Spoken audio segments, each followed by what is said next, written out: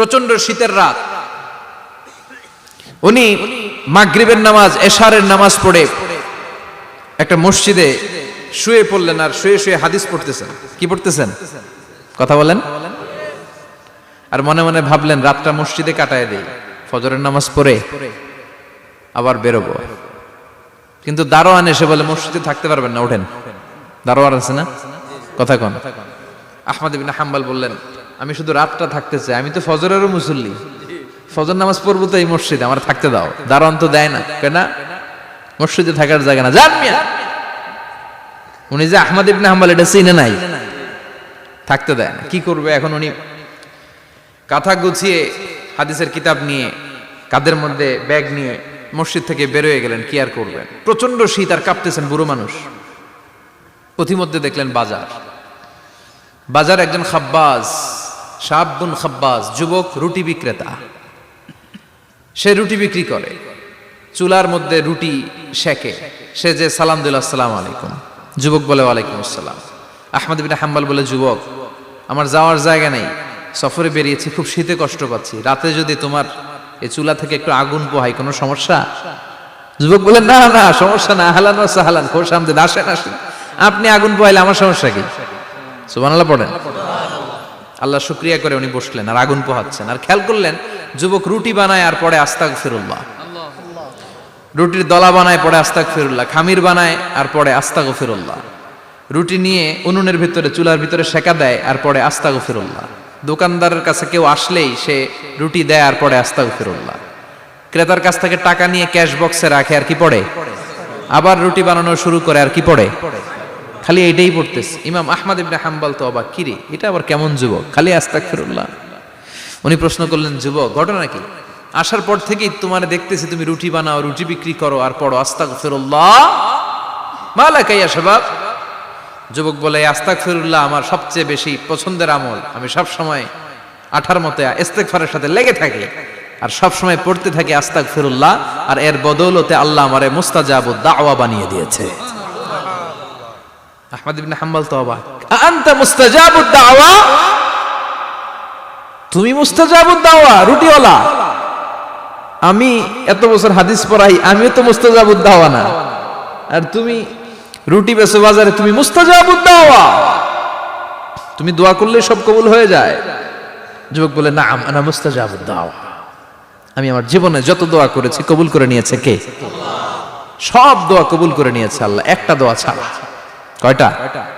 আহমদ ইবনে হাম্বলের কৌতূহল, কিউরিয়াসিটি আরো বেড়ে গেল। কি? সব দোয়া কবুল হয়েছে একটা দোয়া ছাড়া। মা যালিকা দুআ ইয়া শাব, কি সেই দোয়া? যুবক এবার বলতে শুরু করলো আমার জীবনে যে দোয়াটা আল্লাহ কবুল করে নাই সেটা হচ্ছে আমি আল্লাহর কাছে অনেক চেয়েছি, অনেক দোয়া করেছি যে আল্লাহ শুনেছি এই জামানার সবচেয়ে বড় মুহাদ্দিস, তার নাম নাকি ইমাম আহমদ ইবনে হাম্বল। আল্লাহ তোমার কাছে আমার চাওয়া আমি যেন এই ইমাম আহমদ ইবনে হাম্বলরে দেখে মরতে পারি, আমি যেন ইমাম আহমদ ইবনে হাম্বলের হাতে হাত রেখে মুসাফা করতে পারি আর তার কপালে একটা চুমু এঁকে দিতে পারি। আহমদ ইবনে হাম্বল আবেগপ্রবণ হয়ে গেলেন, চোখের পানি ছেড়ে দিলেন, বললেন যুবক তোমার এই দোয়াটাও কবুল হয়ে গিয়েছে। আহমদ ইবনে হাম্বলের দেখার সাক্ষাৎ পাওয়ার জন্য আহমদ ইবনে হাম্বলের বাড়িতে তোমার যাওয়ার দরকার নাই, আহমদ ইবনে হাম্বল তোমার দরবারে ছুটে এসেছে। আনা আহমদ ইবনে হাম্বল মুহাদ্দিসুদ দাহর, আমি নিজেই আহমদ ইবনে হাম্বল। যুবক চোখের পানি ছেড়ে দেয়, আহমদ ইবনে হাম্বল চোখের পানি ছেড়ে দেয়। যুবক চিৎকার মেরে ইমাম আহমদ ইবনে হাম্বলকে জড়িয়ে ধরে, হাতে হাত রেখে মুসাফা করে, কপালের মধ্যে চুমু খায় আর আল্লাহর শুকরিয়া করে বলে ও ইমাম আসলে এই দোয়াটাও আল্লাহ আজকে কবুল করে নিল। বিশ্বাস হয়?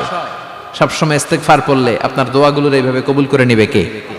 এই পাঁচটা জিনিস পাবেন সবসময় যদি ইস্তেগফারের সাথে লেগে থাকেন। রাজি আছেন তো? এজন্য বিশ্বনবী সব সময় নামাজে সালাম ফিরানোর পরে পড়তেন আস্তাগফিরুল্লাহ। কি পড়তেন? তিনবার পড়তেন আস্তাগফিরুল্লাহ, আস্তাগফিরুল্লাহ, আস্তাগফিরুল্লাহ। পড়তে রাজি আছেন? ইস্তেগফারের অনেকগুলো আলফাজ আছে, সবচেয়ে ছোট ইস্তেগফার হচ্ছে এটা আস্তাগফিরুল্লাহ, আস্তাগফিরুল্লাহ। আরো আছে আস্তাগফিরুল্লাহ আল্লাযী লা ইলাহা ইল্লা হুয়াল হাইয়ুল কাইয়্যুম আতুবু ইলাইহি। বিশ্বনবী বলেন এই ইস্তেগফারটা যদি কেউ পড়ে আত-তাওয়াল্লি মিন ইয়াউমিজ জাহাফ, যুদ্ধের ময়দান থেকে পালিয়ে আসা কবিরা গুনাহ। কি গুনাহ? কাফেরদের সাথে যুদ্ধ। আমি তাগড়া যুবক, তলোয়ার নিয়ে নেমেছি, আমার দেহের এক ফোঁটা রক্ত থাকা পর্যন্ত আমি যুদ্ধ চালিয়ে যাব, আমি ফিরে আসতে পারবো না। আইনটা কার? ফিরে আসলে কবিরা গুনাহ। বিশ্বনবী বলেন, যুদ্ধের ময়দান থেকে ফিরে এসেছে এরকম কবিরা গুনাহ অবলম্বনকারীও যদি আস্তাগফিরুল্লাহ আল্লাযী লা ইলাহা ইল্লা হুয়াল হাইয়ুল কাইয়্যুম ওয়া আতুবু ইলাইহি পড়ে, ওই কবিরা গুনাহকারীকেও ক্ষমা করে দিবে কে? পড়তে রাজি আছেন তো? আবার সাইয়েদনা আবু বকর বললেন, ইয়া রাসূলুল্লাহ আল্লিমনি দুআআন আদউ বিহি ফি সালাতি, এমন দোয়া আপনি আমারে শিক্ষা দেন যে এই দোয়াটা আমি নামাজে পড়তে পারি।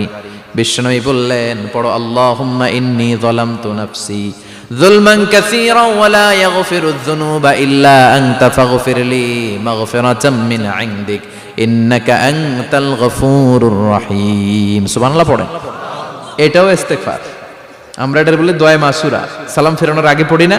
যেখানেই ক্ষমা চাওয়ার কথা আছে ওইটারই কি বলে? ইস্তেগফার। আল্লাহুম্মা ইন্নী যালামতু নাফসি, আল্লাহ জুলুম করেছি, যুলমান কাসীরা, অনেক জুলুম, ওয়ালা ইয়াগফিরুয যুনুবা ইল্লা আনতা, তুমি ছাড়া এই গুনাহ ক্ষমা করার তো কেউ নাই।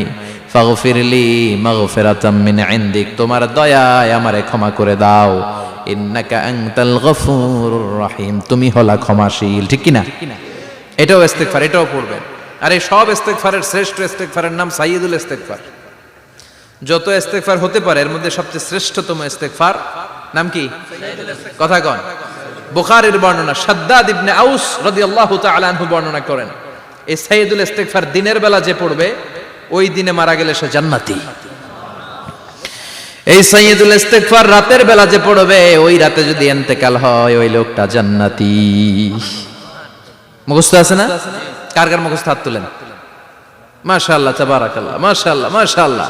আর যাদের নাই তাদের হোমওয়ার্ক, তাদের আল্লাহুম্মা আনতা রাব্বি লা ইলাহা ইল্লা আনতা খালাকতানি ওয়া আনা আবদুক ওয়া আনা আলা আহদিকা ওয়া ওয়া'দিকা মাস্তাতা'তু আউযু বিকা মিন শাররি মা সানা'তু আবুউ লাকা বিনি'মাতিকা আলাইয়া ওয়া আবুউ লাকা বিযামবি ফাগফিরলি ফাইন্নাহু লা ইয়াগফিরুয যুনুবা ইল্লা আনতা। সুবহানাল্লাহ পড়েন।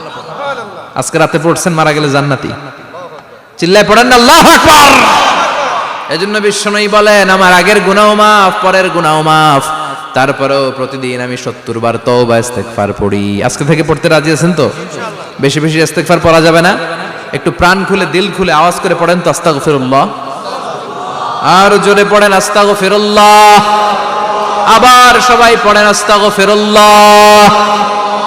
সব সময় তওবা ইস্তেগফার যারা পড়ে তাদেরকে পছন্দ করে কে? সব সময় জিকির করে করে জিহ্বাটারে যারা ভিজিয়ে রাখে তাদেরকেও পছন্দ করে কে? আল্লাহ বলেন, ওয়াজকুর রাব্বাকা ফি নাফসিকা তাদাররুআন ওয়া খীফাতান ওয়া দুনাল জাহরি মিনাল কওলি বিল গুদুবি ওয়াল আসাল ওয়া লা তাকুম মিনাল গাফিলিন। সুবহানাল্লাহ পড়েন।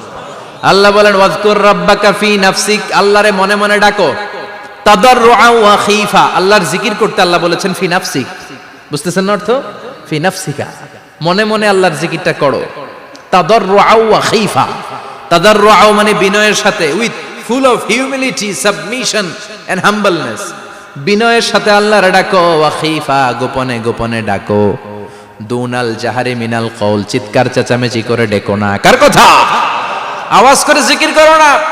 এই যে আমরা মাহফিলে লা ইলাহা ইল্লাল্লাহর জিকির করে, এটা তালিমান। উদ্দেশ্য কি?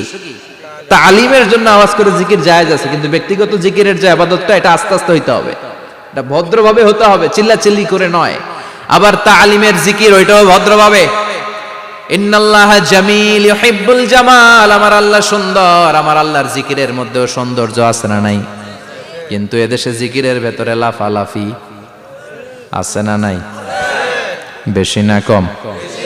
কি বসেন বসেন, হ্যাঁ বসে যান তো, অনেক ধরনের আছে জিকির। হ্যাঁ বসেন বসেন, বসে যান। হ্যাঁ হাইবার আলী, এটা কি আবার জালালি?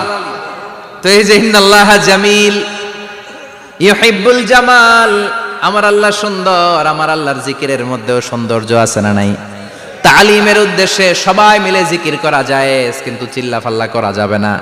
লাফালাফি করা যাবে না, মাথা ডানে বায়ে ঝোলানো যাবে না, ঠিক কি না? কিন্তু লাফালাফির জিকির আছে না নাই? লাফাইতে লাফাইতে, হ্যাঁ, গাছের আগায় বাঁশের আগায়। আবার যিনি জিকির পরিচালনা করে ওনার কান্দে যাইয়া ওঠে, আছে না নাই? বিশ্বনবী সাহাবীদের নিয়ে জিকির করছেন, সাহাবারা লাফাতে লাফাতে খেজুর গাছের আগায়। হাদিসে আছে না এটা? বিশ্বনবী সাহাবাদেরকে নিয়ে জিকির করছেন, লাফাতে লাফাতে আবু বকর বিশ্বনবীর কান্দের উপরে। আছে, হাদিসে আছে। এটা জিকির নয়। কি সুন্দর দেখেন, ইসলাম বোঝা কত সহজ। ওয়াজকুর রাব্বাকা ফি নাফসিকা তাদাররুআ ওয়া খাইফা। গোপনে জিকির করো, ভদ্রতার সাথে বিনয়ের সাথে জিকির করো। ওয়ালা তাকুম মিনাল গাফিলিন দুনাল জাহারি মিনাল কওল। চিৎকার চেঁচামেচি করে জিকির করো না। যারা চিকফাল দিয়ে হই হই হই হই করে, আছে না? হই হই হই হই হই হইয়ের ভিতরে আল্লাহর নাম আছে, হ্যাঁ? এই যে হুই হাই হুই হাই এই স্টাইলের যে জিকির, এটার ভিতরে আমার আল্লাহর নাম আছে? আল্লাহর নাম যদি না থাকে ওইটা জিকির হবে? কথা বলেন। বিষ্ণু বললেন, খবরদার, চিৎকার চেঁচামেচি করে লাফালাফি করে যারা জিকির করে এরা মনে করে আল্লাহ কানে শোনে না। কথা বলেন। আপনি গোপনেও আল্লাহর ডাকলে আপনার ডাকে সাড়া দিবে কে? এজন্য রাব্বুল আলামিন বলেন, ফাযকুরুনি আযকুরকুম ওয়াশকুরুলি ওয়ালা তাকফুরুন। বান্দা আমার জিকির তোমরা করো, আমিও তোমাদের জিকির করব, ঠিক কি না? আমরা যদি আল্লাহর জিকির করি আমাদেরও জিকির করে কে? সুবহানাল্লাহ কইবেন না? আমরা আল্লাহর জিকির করে, আল্লাহ নাকি আমাদের জিকির করে, জানো তো না কথা এটা? আবার হাদিসে কুদসিতে আল্লাহ বলেন, ফাইন যাকারানি ফি নাফসি যাকারতুহু ফি নাফসি। আমার বান্দা যদি একা একা আমার জিকির করে, আমি আমার বান্দার একা একা স্মরণ করি। ওয়া ইন যাকারানি ফি মালাইন যাকারতুহু ফি মালাইন খায়রিম মিনহু। এরকম মহা সম্মেলন করে যদি কেউ আমি আল্লাহর জিকির করে, আমি এর চেয়েও বড় মহা সম্মেলন ফেরেশতাদেরকে নিয়ে করে আমার বান্দারে স্মরণ করি। ওয়া ইন তাকাররাবা ইলাইয়া শিবরান তাকাররাবতু ইলাইহি যিরাআন। আমার বান্দা যদি আমার দিকে এক বিঘত আসতে চায়, আমি আমার বান্দার দিকে এক হাত এগিয়ে যাই। আমার বান্দা যদি আমার দিকে এক হাত আসতে চায়, আমি আমার বান্দার দিকে দুই হাত যাই। ওয়া ইন আতানি ইয়ামশি আতাইতুহু হারওয়ালা। আমার বান্দা যদি আমার দিকে হেঁটে হেঁটে আসতে চায়, আমি আমার বান্দার দিকে দৌড়ে দৌড়ে যাই। সুবহানাল্লাহ পড়েন। এজন্য বিশ্বনবী বলেন, লা ইয়াজালু লিসানুকা রাতবাম মিন যিকরিল্লাহ। আল্লাহর জিকির দিয়ে জিহ্বাটারে ভিজিয়ে রাখবা। কার কথা? চিল্লায় বলেন, কার কথা? সবসময় আল্লাহর জিকির করতে রাজি আছেন তো? সবচেয়ে শ্রেষ্ঠ জিকির বিশ্বনবী বললেন, আফদালু যিকরি লা ইলাহা লা ইলাহা লা ইলাহা ইল্লাল্লাহু মুহাম্মাদুর রাসূলুল্লাহ সাল্লাল্লাহু। সবচাইতে শ্রেষ্ঠ জিকির লা ইলাহা। এর চেয়ে শ্রেষ্ঠ জিকির আছে? কথা বলেন। বিশ্বনবী বললেন, মান ক্বালা লা ইলাহা ইল্লাল্লাহ সিদকান মিন কলবিহি। একনিষ্ঠতার সাথে অন্তর থেকে কেউ যদি জীবনে একবার বলে লা ইলাহা ইল্লাল্লাহ, দাখালাল জান্নাহ। তার যদি পাপ থাকে, অন্যায় থাকে, ওই পাপ আর অন্যায়ের শাস্তিগুলার পরে কোনো না কোনো দিন আমার ওই বান্দা জান্নাতে ঢুকবে। একবার যদি খালিসান মিন কলবিহি সে পড়ে লা ইলাহা ইল্লাল্লাহ, তার জন্য জান্নাতকে অবধারিত করে দিয়েছে কে? আবার এটার নাম আল্লাহ দিয়েছে কালিমায়ে। কথা বলেন। দারাবাল্লাহু মাসালান কালিমাতান তাইয়িবাতান কাশাজারাতিন তাইয়িবাতিন আসলুহা সাবিতুন ওয়া ফারউহা ফিস সামা। সুবহানাল্লাহ। পবিত্র বাণী এটা কালিমায়ে তাইয়িবা। আবু সাঈদ আল খুদরি থেকে বর্ণিত, মুস্তাদরেকে হাকিম আর সহিহ ইবনে হিব্বানে এসেছে। বিশ্বনবী বলেন, মুসা আলাইহিস সালাম আল্লাহর একবার প্রশ্ন করলেন, ইয়া রাব আল্লিমনি দুআআন আদউ বিহি। আপনি আমার এমন একটা জিকির শিক্ষা দেন যে জিকির দিয়ে আমি শুধু আপনার জিকির করব, কেউ এই জিকির করতে পারবে না। এই জিকির জানবো শুধু আমি, আর জানবেন। কথা কোন? প্রশ্ন করছে কে? হ্যাঁ, কাকে করেছে? আল্লাহ এমন একটা জিকির শিখান যেই জিকির কেউ জানে না, আমি জানবো, আর ওই জিকির দিয়ে প্রাণ ভরে আপনারে ডাকবো। আল্লাহ বললেন, মুসা পড়ো লা ইলাহা লা ইলাহা ইল্লাল্লাহু মুহাম্মাদুর রাসূলুল্লাহ মুসা আলাইহিস সালাম বললেন আল্লাহ চাইলাম কি, কইলেন কি? লা ইলাহা তো জাতীয় জিকির, এটা তো আন্তর্জাতিক জিকির, এটা জানে না এমন কেউ নাই। এমনকি হিন্দু ভাইরাও জানে। কথা কন আল্লাহ, আমি তো চাইছিলাম এক্সক্লুসিভ, আমার জন্য স্পেশাল, এর চেয়ে সুন্দর আর কেউ জানবে না, এত সুন্দর একটা জিকির আপনি দিবেন, এটা আমি ডাকবো আপনারে আর আপনি শুনবেন। আল্লাহ বললেন মুসা এর চেয়ে দামি আমার কাছে নাই। লাউ তাদউ লা ইলাহা ইল্লাল্লাহ ফি কাফা, লা ইলাহা রে যদি মুসা এক পাল্লায় রেখে দাও, ওয়াস সামাওয়াতু সাবউ ওয়াল আরদিন, সাত আকাশ সাত জমিন যদি আরেক পাল্লায় রেখে দাও, লা ইলাহা এক পাল্লায়, সাত আকাশ সাত জমিন আরেক পাল্লায় ওজন যদি দাও, লা রাজাহাত কাফাতু লা ইলাহা ইল্লাল্লাহ, মুসা দেখবা মুহূর্তের মধ্যে লা ইলাহা ইল্লাল্লাহর পাল্লা ভারী হয়ে গেছে। সাত আকাশ সাত জমিন এক পাল্লায়, শুধু লা ইলাহা ইল্লাল্লাহ আরেক পাল্লায়, মুহূর্তে লা ইলাহার পাল্লাটারে ভারী করে দিবে কে? এটা বিপ্লবী বাণী। আমরা এটারে ভিক্ষার মধ্যে লাগাইছি। এখন ভিক্ষা করার সময় লা ইলাহা আছে না নাই? একটা টাকা দিয়া যান আমি গরিব ইনসান, আরো সমান, একটা টাকা দিয়া যান আমি গরিব ইনসান, আছে না নাই? জুমার নামাজের সময় ভিক্ষা করে একটা টাকা দিয়া যান, আর লা ইলাহার জিকির লগে আছে না নাই? এটা আমরা ভিক্ষার জিকির বানাইছি, এটা তো বিপ্লবী বাণী। এই বাণীর পক্ষে যারা, তারা ন্যায় আর সত্যের পক্ষে চিল্লায় বলেন ঠিক কিনা? এই বাণীতে যারা বিশ্বাস করে তারা এক আল্লাহর সামনে মাথা নত করে দেয়। গোটা পৃথিবীর কোন শক্তির সামনে ওই মাথা নত হয় না, ঠিক কিনা? এই লা ইলাহা যারা আমরা মানি, আল্লাহ ছাড়া কারো সামনে মাথা নত করব? কোন শক্তি আমাদের মাথা নত করাতে পারে?